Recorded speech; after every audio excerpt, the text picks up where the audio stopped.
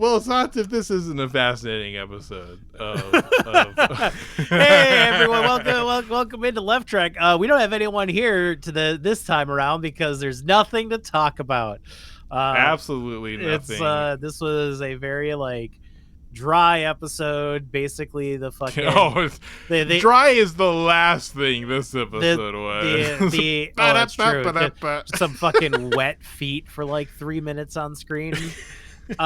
Oily feet. Whatever. Proximity alert. Vessel approaching.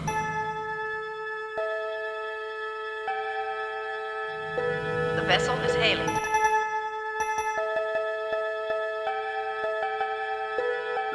Space.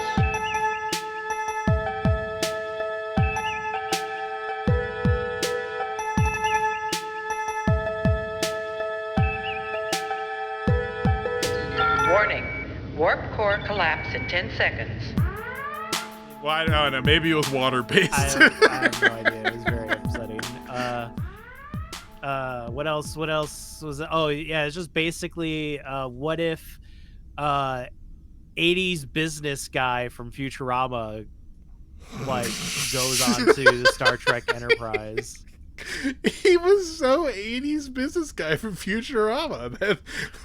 That's so true. Oh my god. Yeah, what if? Yeah, that's just basically it. This was just a crossover episode before the bonitis took him. You know? Well, now I can't wait to well, now I know exactly what the thumbnail is gonna look like. This is great. I can't put just the close up shot that we get of Troi's feet being oiled up because that might be a trigger to someone, but I can put 80's business guy, and I think that's gonna go a long way. Well, I mean, hey folks, welcome to Left Trek, your leftist Star Trek podcast. I'm Eric, and I am just a smooth talking telepath. I got my sights on your ex-girlfriend. I'm gonna bang her, but you're gonna teach me a lesson in respect and reveal my sad little life that is defined by my material conquest because I have freed myself from dialectical materialism and now live a sad and empty life as I go across the galaxy making really terrible deals for aliens. And, well, that was a long one, and I am joined by Zots. Hey everyone, I'm Zots. I'm a wormhole that just goes where I please, and everybody wants me. Everybody wants me. Everyone's after that wormhole. Yeah. You gotta keep it elusive. You gotta move it around. Yeah. You can't be too you gotta tease them a little bit. You can't just put your whole wormhole-ussy out there. You gotta jump it around a bit, you know. You can't be dealing wormhole in the same place every day. You gotta move it around, quadrant to quadrant, burrow to burrow. Yeah, you know? Exactly. Like you're a VTuber, you know. People that are in the know, they're gonna know, and they're gonna know where to go. But you don't want the people that don't know that they're in the know to not know where to go. You know what I mean? Yeah, exactly. Yeah. You don't want to come off as a wormhole slut, you know. You want to. Yeah, you just want to come on. Yeah, you just want people to enter you after being sold. But as long as everybody, no. Well, as long as everybody honors their contract, you know, that is fine. That is fine. Everyone just come on in. Don't worry, Jordy's taking point. Well, for those in the know are going to know immediately that we're talking about The Price, Star Trek Next Generation season, 3, episode, 8? I think it's about 8. I don't know. That's your job to know, not mine. I know, and I'm just playing coy. Well, the episode opens up. It's a mysterious shot of the Enterprise with kind of mysterious music playing. I don't know. Is it like sensual music? It sounds kind of mysterious to me. I got like a real mysterious vibe from it. But we immediately cut to Troi. She's checking her mail. She got a copy of Psychology Today and 3 voicemails from her mom. She tries to order a real sundae from the replicator, but the nanny state, powered by Rudy Giuliani's frozen head, has taken over the future. You're not allowed to order sweets. You're not allowed to order sodas that are that are in excess of 6 ounces. I don't understand this. Like, I don't get it, because like this whole thing where she's like, computer, I just want some chocolate ice cream, and the computer is just like, sorry, cannot do that. You know, might I suggest? Sorry, that's a lot of empty calories. Yeah, cannot comply. Sorry, all women on the ship are regulated to keeping their sugar intake and trans fat intake at below 20%. The daily regulated amount. The computer just starts nagging, like, haven't you had enough chocolate recently? Starts like listing off all the times that she's had chocolate ice cream before. The last time that sorry, can't do that. The last time you had chocolate was 56 hours ago. Like, you came back from a date with Lieutenant Commander Geordie LaForge, where you then proceeded to eat 3 cartons of chocolate chip ice cream. You really sure that you need this right now? It doesn't make any fun. I don't even know. The computer just starts completely body shaming her like the whole time. Yeah. They're doing like 2 things here, right? They're doing like the replicator doesn't make real food. She wants real food. It's one of those. It's like a hacky thing that they do on TNG sometime where it's like, oh yeah, you see this data, but do you really see? She's like, well, yeah, but I want a real sundae. It's like, what the fuck are you talking about? And then they try to think of justifications. They make the computer be like, trans fats, too many trans fats. Yeah. The cow has been extinct for over 1,500 years. You know, like, it's like, yeah, because we see the replicator. The replicator is clearly capable of doing this. Fucking, like, Star Trek goes back and forth on this all the time. It's like, oh, the replicator makes shitty food, or replicator makes delicious food. Ugh. Remember the episode where Wesley was like dating the werewolf or whatever, and like he's just like, here, this is 200-year-old fermented cocoa beans. Oh yeah. here's a mousse made from this like 400-year-old fermented cocoa beans. You know, the computer replicates that, but like, you ask it for a fucking McFlurry, and just like a regular McDonald's, sorry, the ice cream machine is broken. And you're too fat. Yeah. You don't even need ice cream. Yeah, the computer just says, I'm sorry, your slurry machine's broken. The replicator isn't actually a replicator. It's just a McDonald's that they have just hidden away on the ship. It just delivers food to people via transporter. That's all it really is. It doesn't make any sense. They do this weird shit with replicators all the time. Like, oh, can it make real beer, or does it make fake beer? Does it make shitty food, or does it make perfectly acceptable food? But then her little diatribe about a real sundae, where she's about to be, listen here, computer. She's interrupted by Picard. Troi, you're scheduled for some mandatory fun. You simply must get down here and look at the wormhole. And then she starts like cursing him, saying a bunch of like slurs for French people as she exits into the hallway. I mean, I get it. Like, for her, like, when she was just like, oh yeah, I mustn't miss the fucking wormhole. Like, honestly, like. Yeah, no, she did not want to go. She's perfectly allowed not to go, and Picard is not taking a hint here. Yeah. It's what do you mean? What do you mean you don't want to come see this wormhole? And she's just like, fucking Christ. Yeah, yeah. She's had a long day of counseling, and she just wants to relax on some Sunday. The computer's not cooperating her, and then actually you have to go back to work, counselor. Don't worry about it. Picard, but hey, look, we're down in 10 forward, and the plot of the episode is set forth. The Federation are hosting bidding for access to this wormhole in these like weirdo people's space. He talks about like, it's a stable wormhole to the Gamma Quadrant. That doesn't mean anything to, well, you know what? That wouldn't mean anything to like the audience at large. A lot of implications for us Trek fans. Am I right, fellow Trek fans? Remember the Gamma Quadrant? Oh yeah, Whoa. totally. Yeah, no, I get it. I have no idea what the fuck you're talking about. Yeah, and don't worry, we'll get to it when we get to Deep Space Nine in 17 years. Jesus Christ.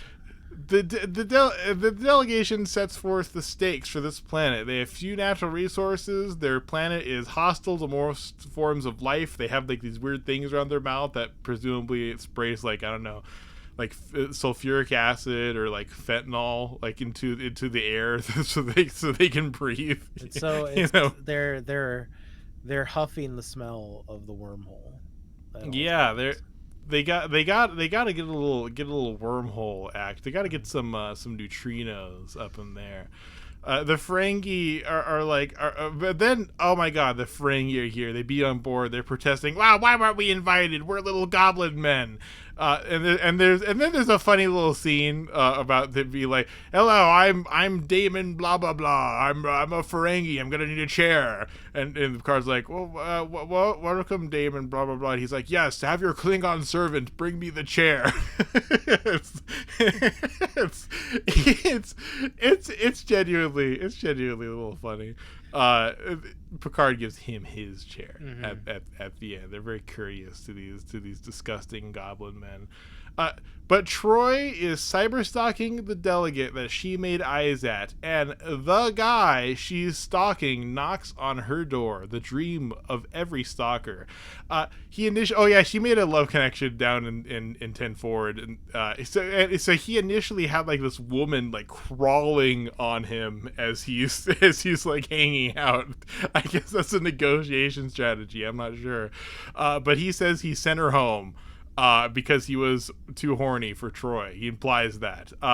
Imagine being this woman. You're so... I'm assuming she wasn't just like an escort, which I'm guessing she was. But assuming she wasn't, she's just so horny for this guy, and he's like, I looked at another woman and was very aroused. Please travel back through interstellar space and can go home. It's like, where does she go? Does she have a shuttle? Does she have to like? Is it like a 2-month trip back for her to wherever the fuck she's from? Like, just it's shot her out weird. the airlock. That's all. Yeah, he killed her. he just transported her into nothingness. Just scattered her particles into oblivion. Mm-hmm. I mean, it logistically it makes more sense than or maybe she was a hologram. And he just deactivated her, and he just said that to Troi. It's like, oh yeah, well I sent my girlfriend. She's from Canada, by the way. I sent her back to space Canada. Yeah, don't worry about it. She definitely wasn't a hologram that I used to make myself look cool. But the wormhole is gonna take them what would take 100 years to get to. Otherwise, at max warp, it would take them 100 years to get to the other end of this wormhole over in the Gamma Quadrant. But by the way, Zod, here's some of the math here. So the Gamma Quadrant, that's like literally the entire other side of the galaxy. And if it's 100 years, there's an approximation of like at a steady like high warp rate, it would take 100 years to go 10,000 light years, and our galaxy is 100,000 light years long. So if it takes them 100 years, that's the whole other fucking side of the galaxy, assuming that you could even go through the middle, which is kind of, I don't know, it's kind of contentious, it's kind of weird. It's too dense. Maybe there's nothing there. It's a whole thing. We don't need to worry about it too much. But a possible wrench is thrown into the works with the possibility that this wormhole is a lemon. Data doesn't know what that means. Apparently, he can't Google it. He just sometimes Data just doesn't know completely. There's nothing English sour words. about this wormhole, Captain. Oh, Data, so you know what sour is, but you don't know what the colloquial expression of a lemon? You've been alive for like 30 years, Data. You should not still be learning terms like this. I would love for like Data says like, you know, whatever his confusion is with lemons, and then like the whole room goes quiet and just stares at him. Like the whole party just shuts down. There's a record scratch for some reason. And like everyone just like stares at Data. It's just an incredibly tense scene. Yeah. And if you look around at everyone, and they're simultaneously like some of them are shocked, some of them are like angry. They look like they're gonna just rip Data apart. And Picard calms everyone down. It's like, Data, I will explain to you what a lemon means later. Let's everyone calm down and get back to the party. And we cut down to the Ferengi. He's injecting some kind of poison that, while not lethal, will give the person he shakes hands with horrible diarrhea. There's an American Dad episode with the same plot where the dad he deuces in the pool, so they try to get Obama to deuce in the pool by coating a glove with an incredibly powerful laxative and then shaking Obama's hand, and it doesn't end up working. But so I mean, obviously this. So I as much as I'd like to, I mean, American Dad's from decades later, which is, as much as I would love to say that they stole this from, wrongly even then to say that they stole this from American Dad, but exact same plot. Great episode. So the guy shows up to, I just call him the guy because I don't remember his name. Rem Lazar, the 80s, fucking 80s business guy. Yeah, the 80s business dude from Futurama. What's his actual name? I have no idea. What's that character's name? Fuck yeah, I have no idea. It's a funny name. I wish I remembered it. But the guy shows up to bother Troi, and she's trying to prove that she's not a nerd, so she orders some champagne. He asks if she's not comfortable, and then she's like, "No, I'm not really comfortable with this." And he's like, "Good," which. Good. If you were too comfortable with this, it wouldn't feel right. I need the woman I'm seducing to be in like at least a constant elevated state of distress. Otherwise, I cannot get an erection. Yeah, would you like you're alone? Would you like a quaalude? Yeah. Have you seen the Always Sunny in Philadelphia episode where they're like, oh yeah, and then we'll invite these ladies to on our boat and have sex with them? Like, why do they have sex with us? We're like, well, you know, they will because of the implication. It's like it's the exact same thing. Like, oh yes, you're making this woman uncomfortable alone in her quarters, but she's gonna say yes, you know, because of the implication. You're not alone on a boat with them, and you know, we're not gonna force them to have sex with us, but you know, they will have sex with us, you know, because of the implication. That's not great for 80s business guy here. Yeah. But the guy, the Futurama guy's name was Steve Castle. Steve Castle? I don't know why I thought his name was something. I thought his name was like Chet or something. Yeah, probably a better name. Not gonna. Yeah. A common name from American Dad, the world's best animated comedy. But like, this is the 80s, so we're to understand like a woman being very uncomfortable at a man's advances as actually she's really into it, she's super into it, and then it's made clear, I can't stop thinking about you. Then they kiss, she's into it, and then she's like, oh but we're gonna be late for dinner, and he's like, we're gonna be very late for dinner. And then they fuck. But cut down to the ambassador. The Federation ambassador. He's got a big old mustache, and he walks down to sickbay like, "Oh, Doc, I don't feel so good." Then he falls over and shatters into a million pieces like a glass window. The Ferengi are mad that the Federation's gonna probe the wormhole. And they're like, "Oh, we're gonna probe too." But this man, he's been rendered unnegotiable, non-negotiable via poison. He's the Federation's top negotiator, and he's like, the Ferengi did this. We all understand that the Ferengi did this. We're not gonna do anything about it, but this is definitely a Ferengi thing. But because Riker plays poker, it was established earlier that Riker plays poker, and Picard's like, "Well, you play poker, so you should fill in as negotiator." It's a lot like it's a lot like such a piss poor fucking thing, like such a piss poor rationale where it's like it's like, really bad. It's like it's the equivalent of like, hey, you play StarCraft or like other real-time strategy games, go ahead and lead this armada into space against the Romulans, please. Just go ahead. Here's a whole thing. It's very very like Elon Musk, like being like, "Oh, I don't play chess. There's no tech tree. There's no," or Sam Bankman-Fried, I believe it was. I don't know if you heard about this. Like one of the times he was on like calls with investors, and they were impressed because he was playing League of Legends while he was talking to them, and they were all like, "Why do you keep like looking down? You keep looking away. We could hear you clicking a whole bunch." And he revealed that he's playing League of Legends, and the investors were very impressed with that he was playing League of Legends, because like, wow, look how much it takes to stimulate this guy's brain. He's not just like a waster loser. He's working at such a higher level. He's playing League of Legends. It's like, come the fuck on. That's so dumb. Yeah, then they give up like $100 million. It's like, Zots plays League of Legends during a podcast. I get mad, but these guys are they're gonna give where's someone, my fucking bonus, Eric? I'm playing video games. Where's your $100 million investment? Yeah, that's right. I don't even get paid for this podcast. I'm over here playing video games. Come on. Don't worry, everyone. No one gets paid for this podcast, including me.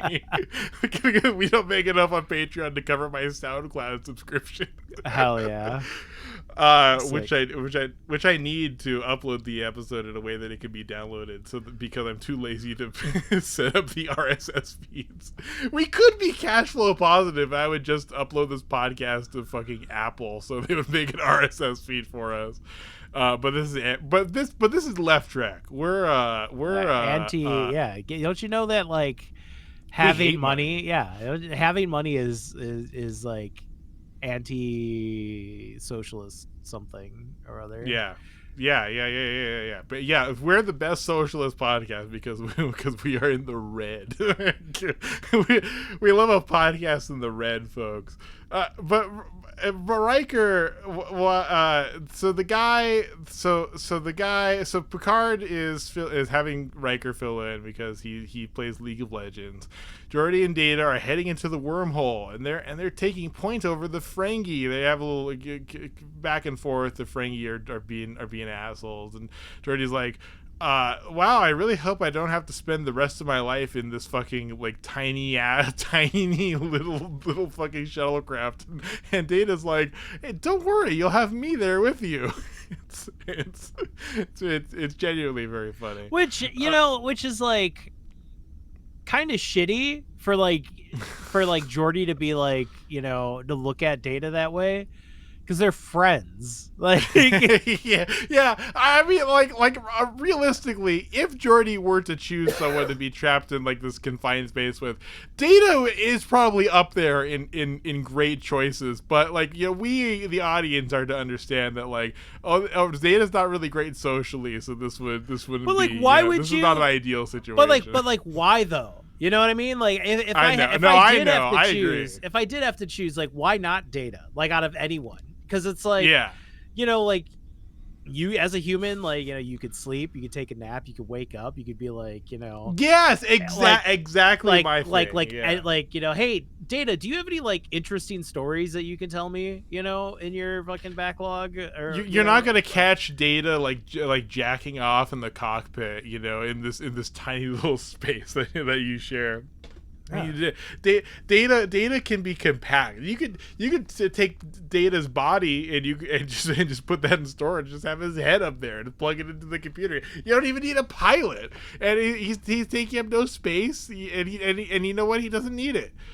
He may be driven into robot insanity by such conditions, but you know that's a fan fiction that you're gonna have to write yourself.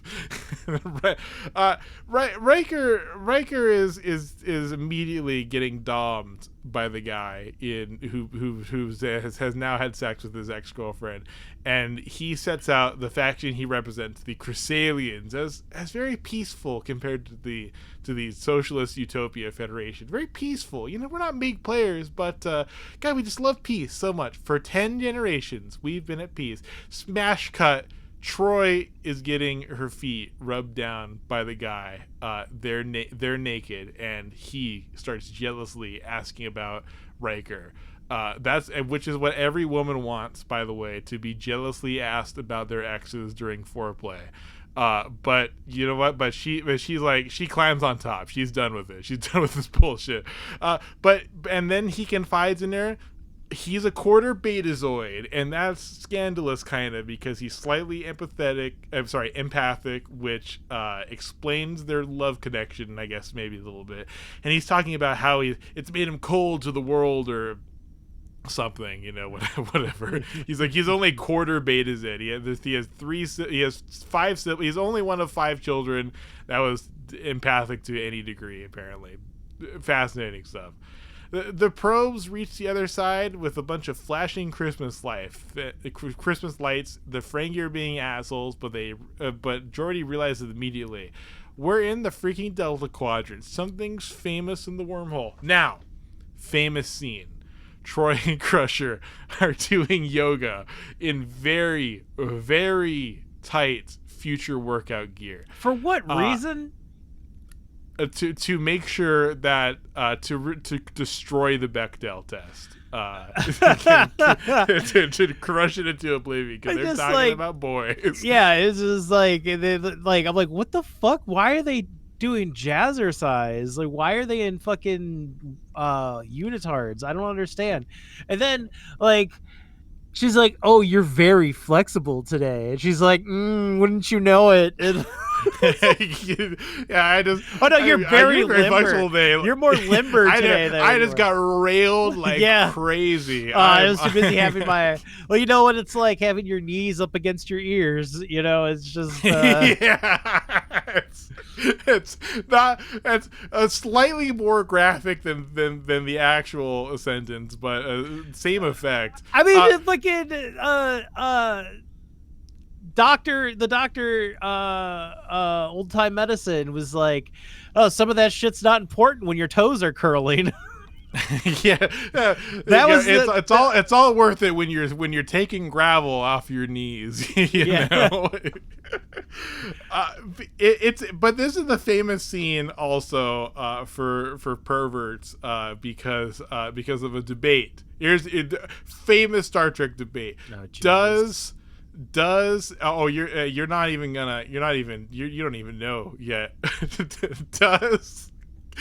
does Crusher have camel toe in this, or is it just loose fitting? This has been, or is it just loose fitting and there's kind of a crease down there in the crotch?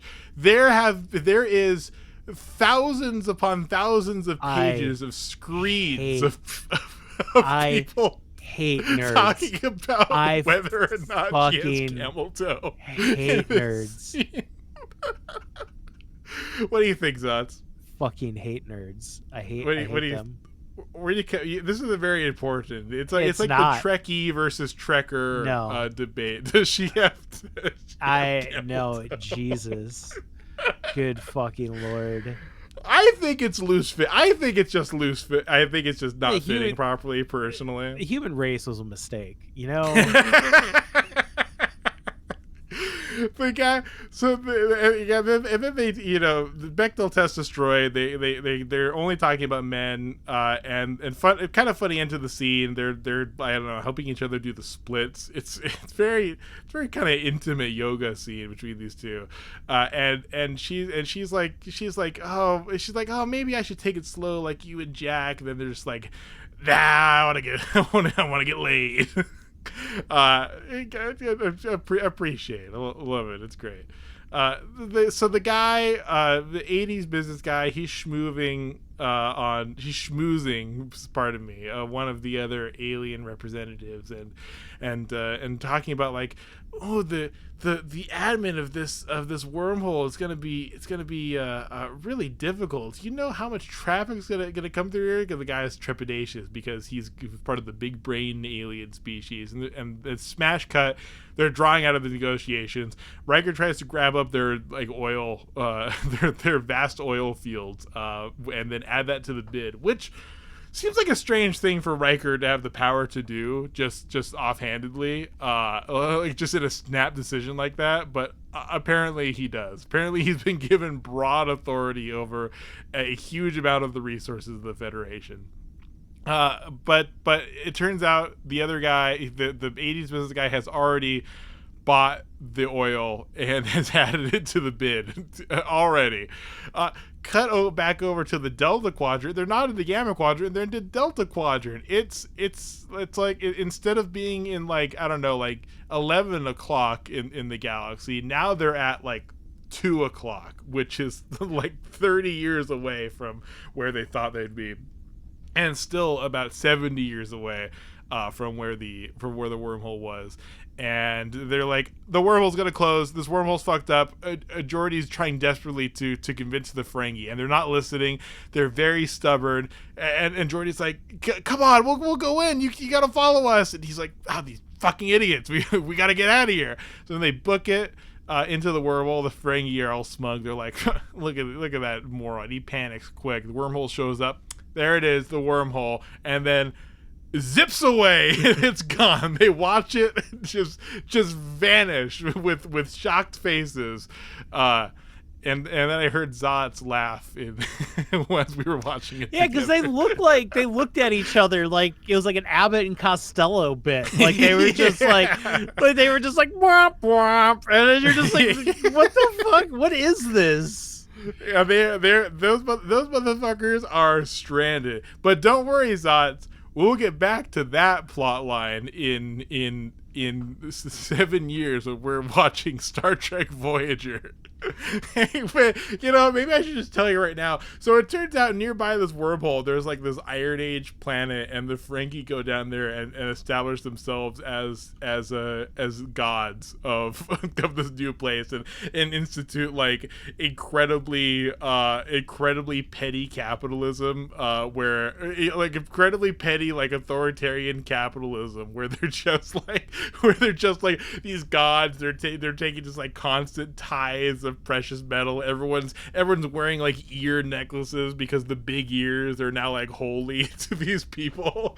It's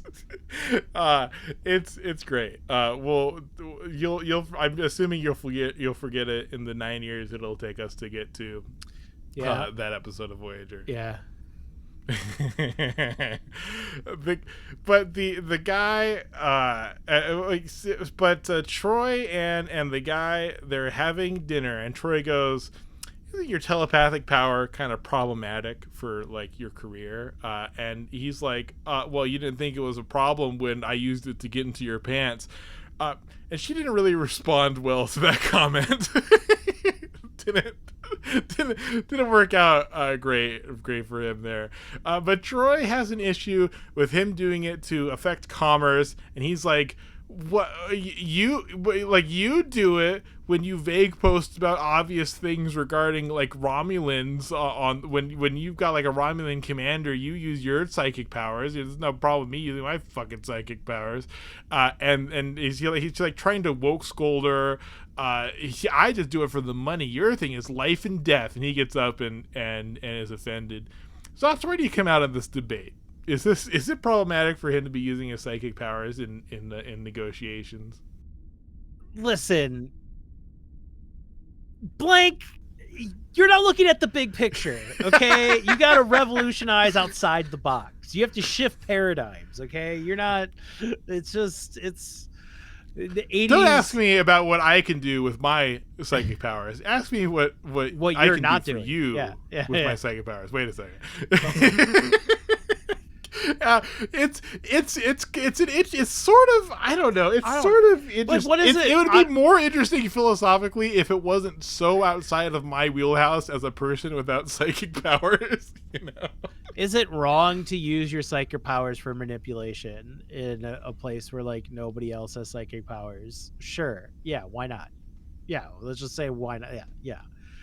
You're wrong. Everyone's wrong for doing it. Yeah, everyone's wrong. Troy's wrong. Everyone's wrong.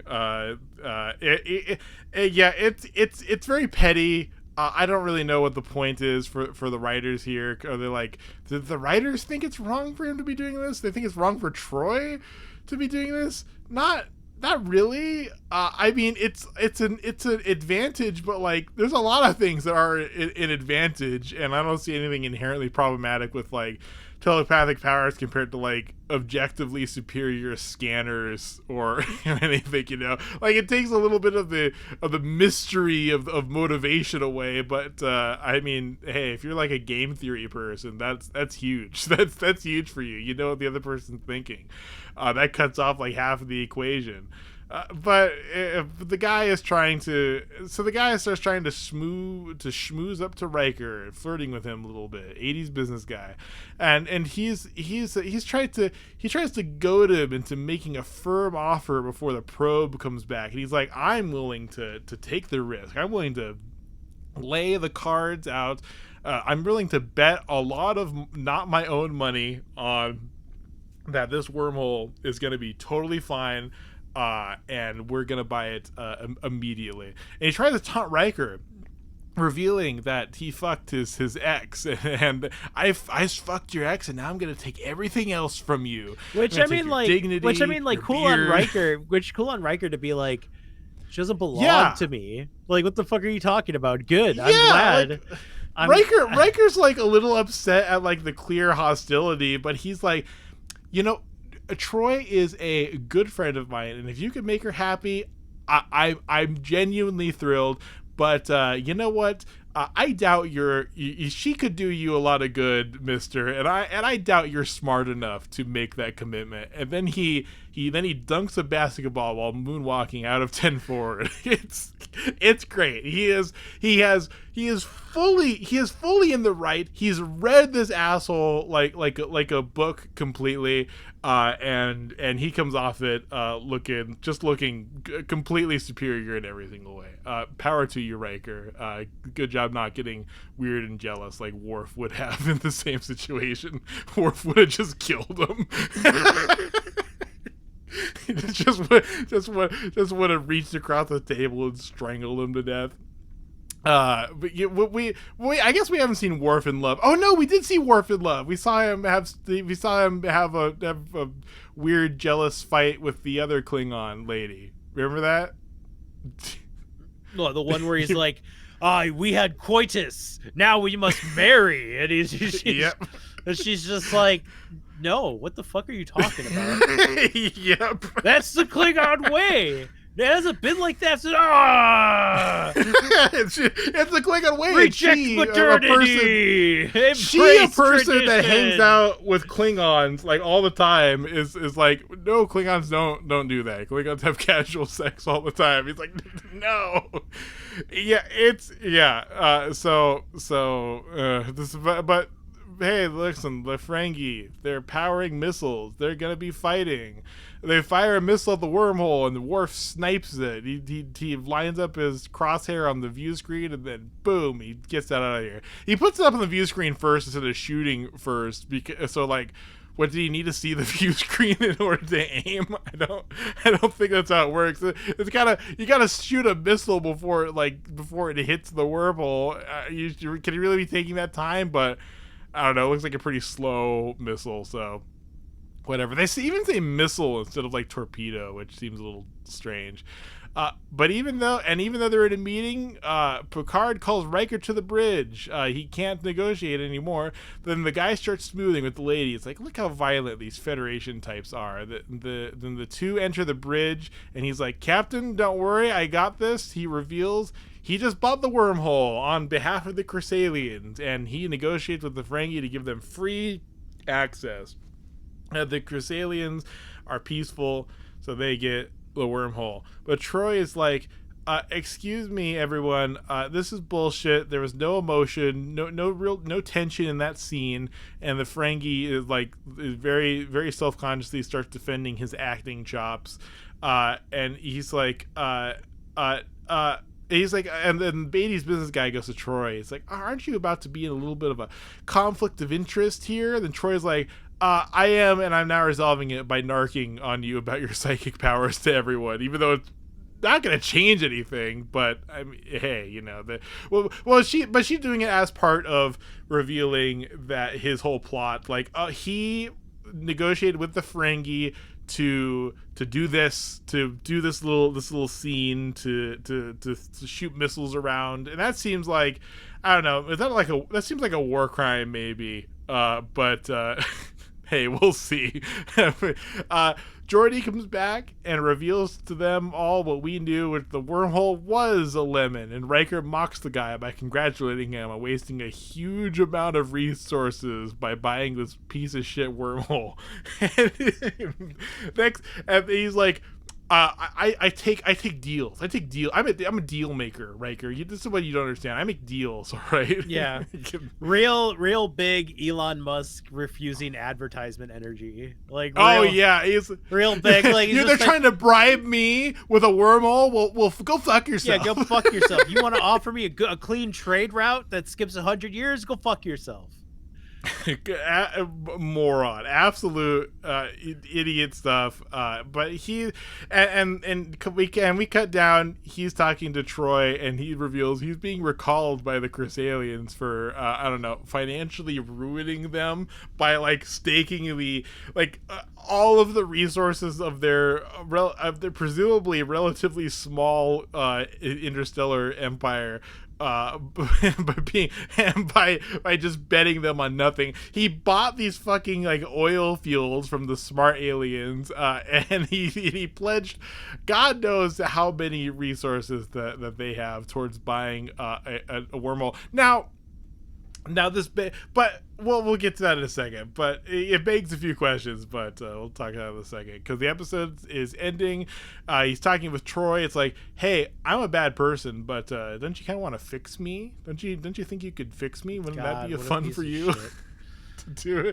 And she's just like, no, thanks for the foot stuff. I loved it. Goodbye. If the episode ends. That's the price. So these people couldn't write like a good female lead if you held a gun to their head. Gene Roddenberry, hire a woman writer. Hire any one woman writer challenge. Impossible. Like, it's just so fucking bad. Like, they're just incapable of giving it like Troi can't be good on her own. Like, she has to be a sex object to like 80's business guy in order for her to be relevant in a whole episode.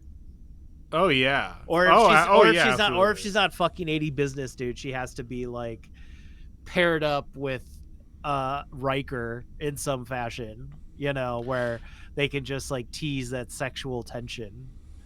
Yeah, I haven't been paying attention to this because I kind of assume that the answer is that it has never happened, but I wonder how many of these episodes have passed the Bechdel test. Because that's what I was thinking, like, immediately when Troi and Crusher are meeting up, the only thing they're talking about are guys that they know, and so the and you know like the everyone people get mad about like the Bechdel test. It's like, oh, are you using that for no, it's just an example. It's just a way to contextualize like the role of women, and there's plenty of great movies with women that and even like feminist movies that don't end up passing the Bechdel test for one reason or another. But it's not a hard. I'm getting ahead of imaginary criticism here. It's hard. It's not a hard and fast rule. It's just representative, and I don't know if any episode has passed it yet at all. In this episode, I there's absolutely no way that they do whatsoever. It's very weird the way that like Troi especially is defined so much by her sexuality in like so many instances, she's like part of it like her sex appeal, part of it by like her like just like the basic feature for her femininity. She's a grieving mother in one. Men are constantly fighting over her in like several different episodes. It's not great for Troi. She's not getting treated super well. We've talked about this a few times. How a lot of these characters just get written into corners, and Troi is a chief example of that. The last episode that we covered, like Troi was going to have a cool scene where she incapacitates one of the Romulans down on the planet, but no, we get to see Worf charging up his Kamehameha to do that. So it's not great, is it? No, it's fucking dog shit. Like, if this is why like nerds like have like this preconceived notion that like women are nothing. It's content like this like that make people argue about does this woman have camel toe for fucking decades? You know, it's just because she's not seen as like a valuable asset to the crew. She's not, you know, she's not given any sort of like autonomy outside of a man. Like, it's dog shit. Like, it's just like that's what makes these I would say that the worst thing about watching TNG is like when they really lean into the era that the show is written in, right? Mm-hmm. When it really feels like the 80s. Yeah, like, it's just like, God, who fucking cares? Yeah, because all the good episodes of Star Trek, no matter what, are timeless. All of them, without question, are timeless. There's none of them that feel like the 80s that are like all timers that are good, you know. And this is definitely one of them for sure. 80s business guy dubconning a vulnerable, emotional lady into a very charged sexual relationship. It's not great. And also apparently, according to this is the IMDb trivia here. According to the Next Generation companion, in the scene immediately after Crusher and Troy's exercise, Goss, I think that's the guy's name, Goss. Goss is referring to the size of his dick. It's a sex organ here. When he is making a revealing gesture to a Starfleet crew woman in 10 Forward. It's like, is that I want to Eric go back and check the episode and see if that's happening. Awful. Zoom in. And is that it right there? And zoom make sure you put it in the fucking thing. Oh yeah. Well, if it's in high enough resolution, then I very well might. So his head swapped with the 80s business guy. It's weird. It's uncomfortable. Also there's like a foot fetish. Just a shit. One of these writers has a foot fetish. Who has the foot fetish? Just an all around shit fucking, like one of the worst. Honestly, one of the worst fucking TNG episodes. Like it's boring. It has nothing interesting to say.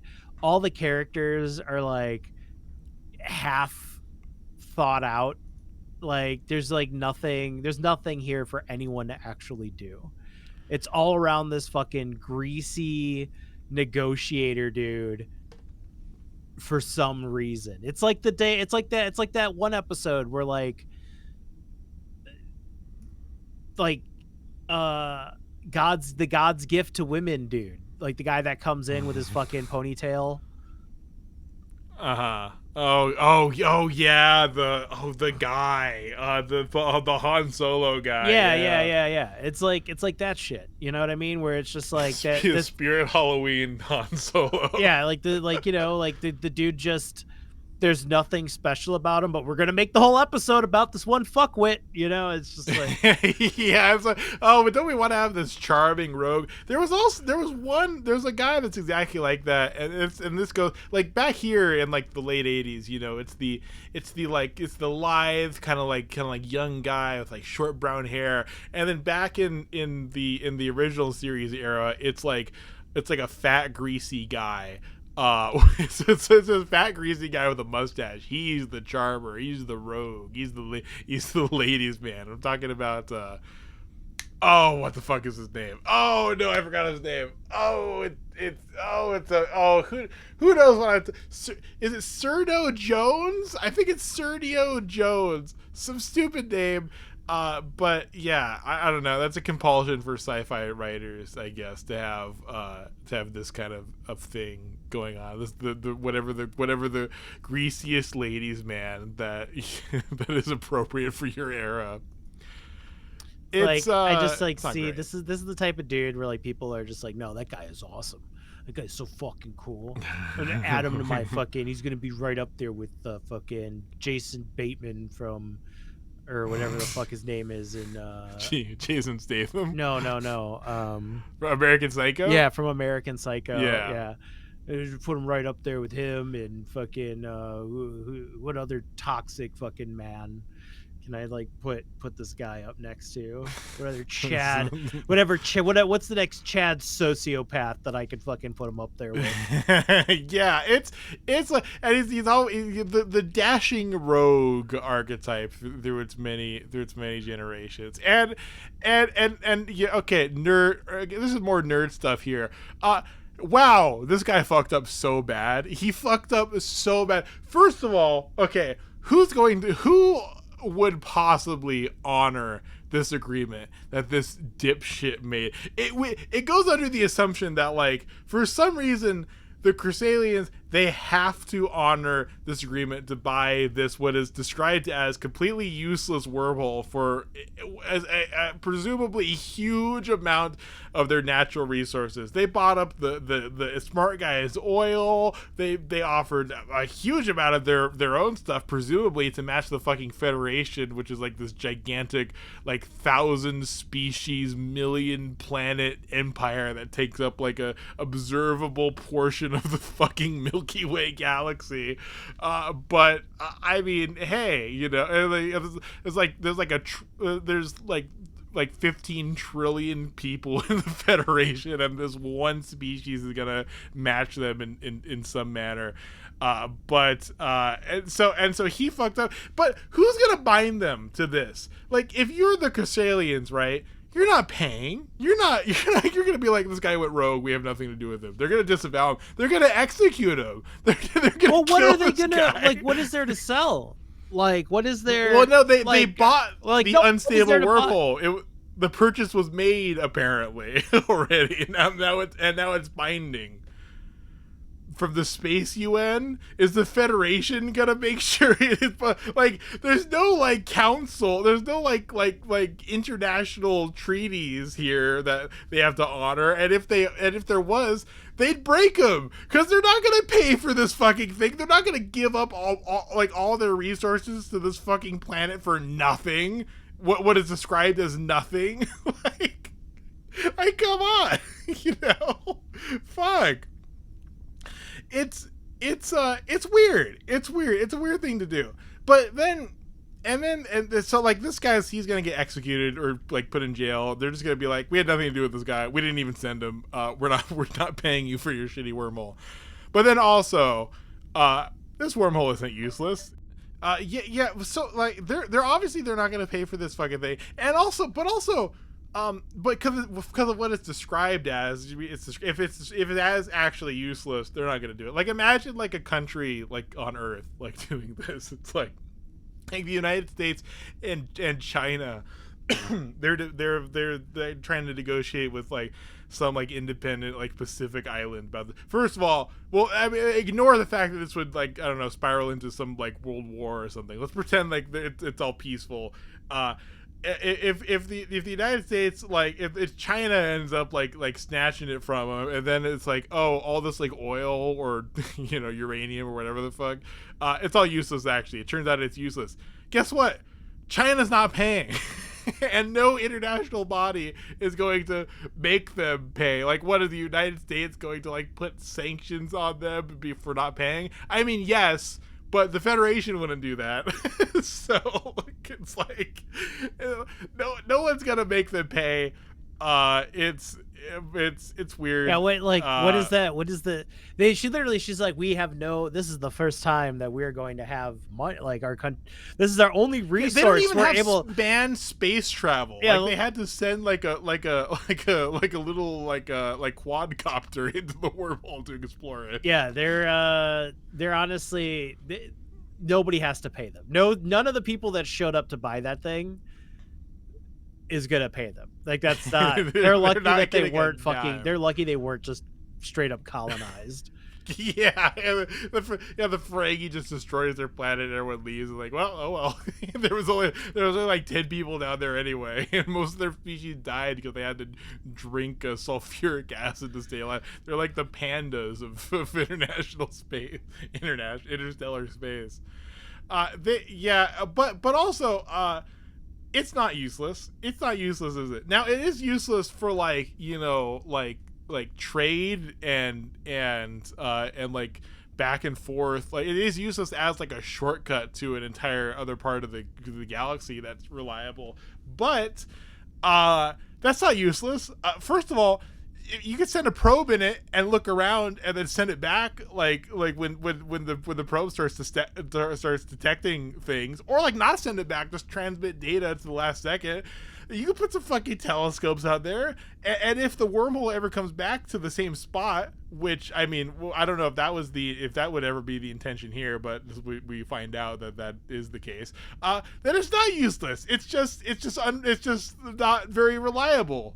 Like, it's not useless at all. It's not a lemon. It's still a wormhole. It's still something that, like, imagine if we had that, right? Imagine the immense scientific like discoveries, the exploration that we could take advantage of if we were able to like put probes in entirely different parts of the galaxy that could then communicate back to us like what's around there.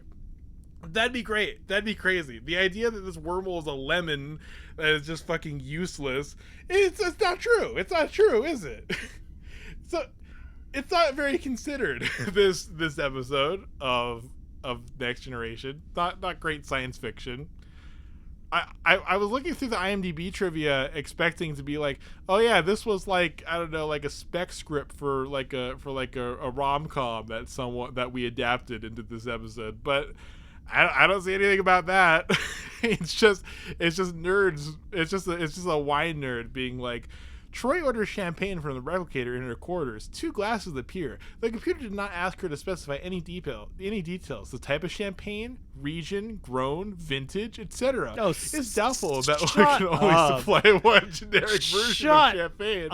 It's possible that Troi isn't particularly fussy about her brand of champagne, and the computer merely supplies a common or popular example. It's like, I wish it showed the person, because someone did this exact same fucking thing with on the racist Irish episode. Remember that?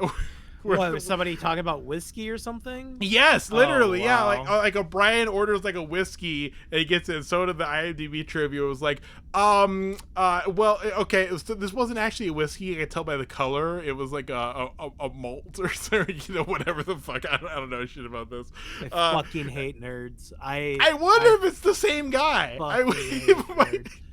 everybody like just if just from one pervert to all the other perverts out there, you don't have to share that. You don't have to tell anybody what your perverted like obsession is. You know what I'm saying? Whether like the thing, right? Like everyone thinks like being a pervert about something is like inherently sexual. It's not. You could be a weird fucking pervert about like anything, any fucking thing. We speaking from two perverts in both the literal sense and in Zatsa's metaphorical sense here, because we like anime and things. You know, Zatsa's Gundam. I have, I guess mine's VTubers. Oh god. Oh no, wait, mine's Star Trek. No, wait, cut that. It's not VTubers. It's Star Trek. Yeah, it's don't be weird. I mean, you know, the classic like info dump, like that's the insert thing of like guy talking to like girl at like a festival. You know the picture I'm talking about. No, but I know. But it's like like the Scott, like the Scott Pilgrim thing where it's just like, oh, like Sonic the Hedgehog. Michael Jackson was originally supposed to be on the soundtrack for Sonic the Hedgehog 3, and you're just like, no one cares, bro. I'm so like, what? No, stop, fucking stop. Like, you don't need to go into like the IMDb movie trivia and be like, nobody talked about the grape varietal or like the year, the vintage of the fucking of the champagne. I don't even know if they're like know a lot of because they're like region, grown, vintage. I assume grown is a metric that I don't understand. I don't about fucking champagne typing. Did they Google that to be shitty? I'm not gonna get into fucking wine, but it's just but it's just fucking. A more interesting thing would have been like Troi ordered champagne, but as we all know, Champagne, France, has been wiped off the fucking map after the fucking after the Borg attack. Yeah, or no, what was it? The fucking eugenics wars. Like. Shit, they haven't had the. They were based in the Champagne province of. They're waging their eugenics wars out of Champagne, France. Yeah, so therefore, so like that's firebombed. That's a relevant fucking thing. You know what I mean? Like that's a relevant. That's a relevant. Sure. That's a relevant. Like that, that's the perversion. Kind of thing that you'd expect on like Memory Alpha. Right? Yeah. Like you're another like, reference. It's relevant. That's a relevant pervert trivia, right? Because it's this isn't even relevant. This is just being like, well, like you can say the same thing about the sundae. It's like, oh, well, she ordered a sundae. It didn't ask about like nuts, sprinkles, cinnamon toast crunch. Yeah, it's just like she ordered a sundae with sprinkles, but actually it was Jimmy's on the top of it. And you're just like, shut up, shut up. I can tell by the pixels that they're Jimmy's. Those are not sprinkles. Makes you want to fucking find out who you are and give you a wedgie. Like, just luckily this person got the digital equivalent of a wedgie, that being ratioed heavily. 9 helpful ratings, 37 unhelpful ratings. Good. Get fucking ratioed, you fucking pervert. So one of the last ways that you can meaningfully ratio someone is in the IMDb trivia sections. Zot's out of the 2 glasses of champagne, which is it champagne? Is it Grey de Kotzwein? We have no idea because the computer didn't specify. How would you rate this episode? Oh, oops! I broke the champagne. There's 0. It crashed, spilled, just broken shards of glass.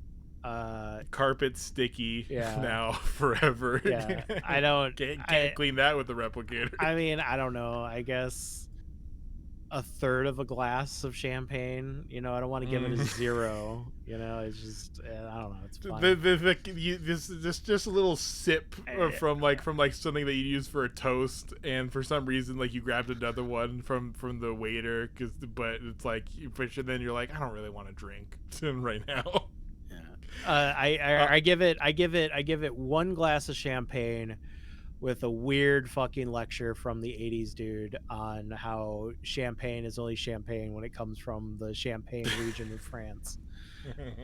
As I'm trying to like rub, as I'm like eyeing up fucking Troy's feet, like, you know, like, Yeah, just enough champagne to rub on someone's feet and Yeah. really just get it there. I don't know. This episode fucking sucked. I like every single time that there's like a Next Generation episode, and like it's good. I know like it starts with like, especially Troi or like any female like protagonist for the episode. And I just know it's gonna be dog shit. Like they don't fucking care about.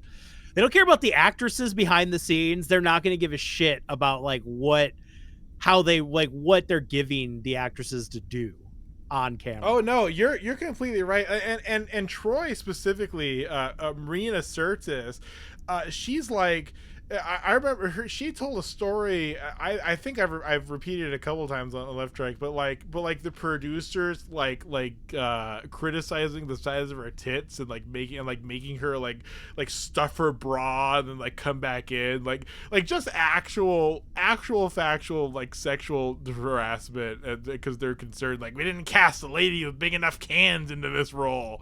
It's like. It's really shitty. It's really awful. I really feel bad for her. I feel bad for Marina Sirtis. I feel extra bad that she never really got anything good to do ever in Star Trek. And that's she does get a couple episodes. Some of them are not for a very long time. Yeah. So fucking weird. You're the only fucking alien on board this spaceship with a cool superpower.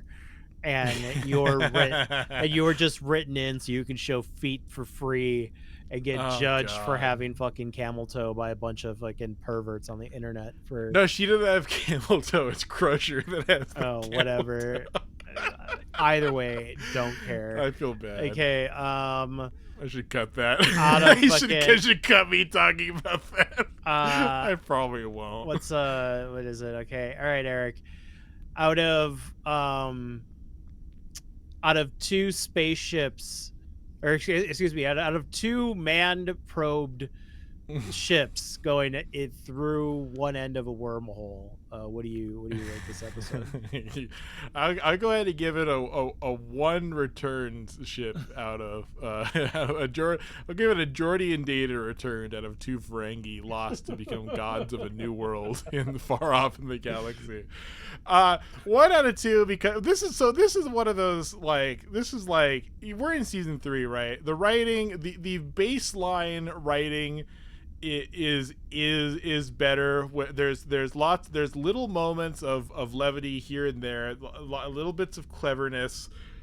There's interesting things in the episode. The sci-fi element of this unstable wormhole is somewhat interesting. And the dialogue for a lot of the rest of it is fine. It's just this like weird, boring love story with this guy where the person that ends up like looking the best out of all of it is Riker. Like this is like Riker's fan fiction for how it went down, you know. Like he looks like so cool and rational. He saved the day. He saved the Federation $1 billion.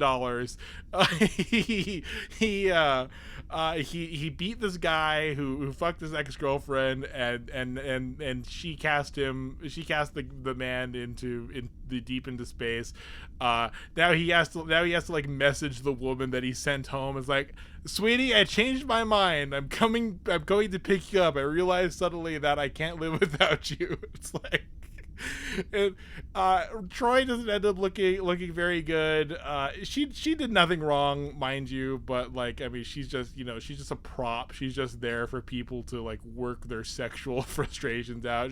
She hardly feels like an independent person, especially because like it's made textually clear that like she is sexually attracted to this guy, like cinematography and like the actual text, but she's not really like, she's not very active, you know, and there's nothing wrong with not wanting to be like a dominant partner in a relationship, you know. I'm not trying to shame her for that, but she just doesn't feel like her own like sexual agent in this story that is ostensibly about her and her dilemma, but it's actually about Riker and this cool wormhole that he's bidding over. So yeah.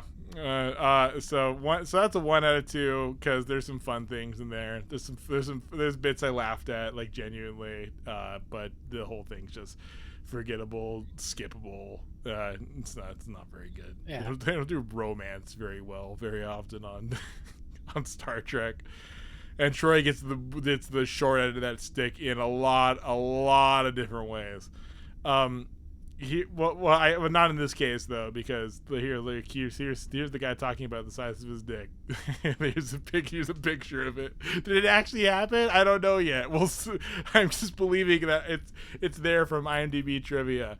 Well, and that's Left Trek, folks. Any closing thoughts? No, I got nothing. You got anything to plug? You doing anything? No, I literally have nothing to say. This is everything I said it already, you know? Hell yeah. Do I have anything to plug? Yeah, check out Left Trek. Support Left Trek on Patreon. It's only $3. Will I put up us talking about George No, because I talked about weird VTuber stuff. You do not get to hear me talk about weird VTuber stuff on the Patreon. Maybe me and Zots will do an anime episode. Who wants to see that? Do you want to see that? Yeah. Zots, did we talk? Did I mention to you that I was like, what if we did an anime episode about the English dub of Interspecies Reviewers? I think you brought it up as a joke. Oh yeah, I thought it would be funny, but I am bringing it up seriously as an option because partly, first of all, because we've both seen it, and second of all, because the circumstances are very funny because they put out one episode of the English dub, and then the producers of the show were like, "Oh my god, this is porn." And then, I'm well aware of stopped. Interspecies Reviewer. Yeah, so there's just one episode of what I assume is a fully voiced English dub. Only one episode was ever released, and if we could do that episode on the Patreon on Left Trek, would you pay $3 for that, audience? Let us know, and if anyone says yes, we'll do it. If not, then we'll probably forget about it. So that's the Left Trek promise. That's right. Da, da, da, da, da, da, da.